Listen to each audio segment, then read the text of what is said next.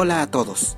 Este lunes 29 de julio a las 3 de la tarde se va a llevar a cabo el clásico cusqueño entre Deportivo Garcilaso y Cusco Fútbol Club, correspondiente a la cuarta fecha del torneo clausura de la Liga 1 Te Apuesto 2024.